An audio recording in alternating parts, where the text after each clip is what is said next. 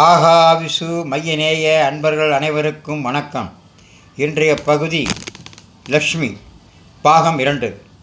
நேற்றைய தினம் ஐஸ்வர்யத்தை பற்றி என்ன விவரம் என்பதை இந்த பகுதியில் பார்க்கலாம் என்று சொல்லியிருந்தேன். லக்ஷ்மி தேவி வழங்கக்கூடிய ஐஸ்வர்யம் என்பது வெறும் பணம் செல்வத்தை மட்டும் குறிப்பது அல்ல.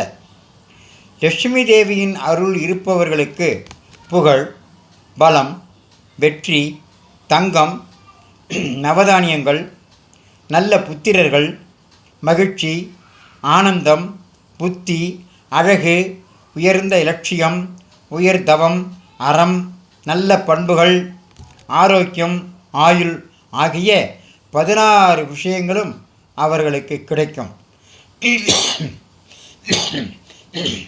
மேலும் லக்ஷ்மி தேவி பல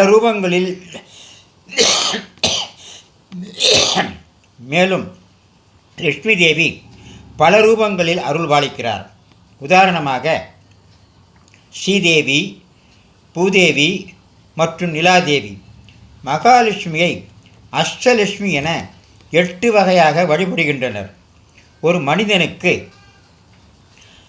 அஷ்டலட்சுமி கடாட்சம் அவசியம் தேவை. வாழ்வில் உயர்வதற்கு இது முக்கியம். நம் ஆசிரமத்தில், அதாவது சில ஆசிரமங்களில் இந்த தங்கப்பூ கிடைக்க ஏற்பாடு செய்யப்பட்டிருக்கிறது. இந்த தங்கத்தாமரை 1 கிராம் தங்கத்தால் செய்யப்பட்டது. இந்த தங்கப்பூவை காலையில் தினசரி அஷ்டலட்சுமி பெயரை சொல்லி மகாலட்சுமி படத்தின் முன் அர்ச்சனை செய்ய வேண்டும். ஒரு முக்கிய குறிப்பு: தங்கத்திலும் தாமரையிலும் கட்டாயம் வாசம் செய்வாள். எனவேதான் இந்த தங்கப்பூவால் அர்ச்சனை செய்வது மிக மிக விசேஷமானது. ஆக லக்ஷ்மி என்பதற்கு தாமரை என்று பொருள். அதுவும் சாதாரண தாமரை அல்ல, தங்கத்தாமரை.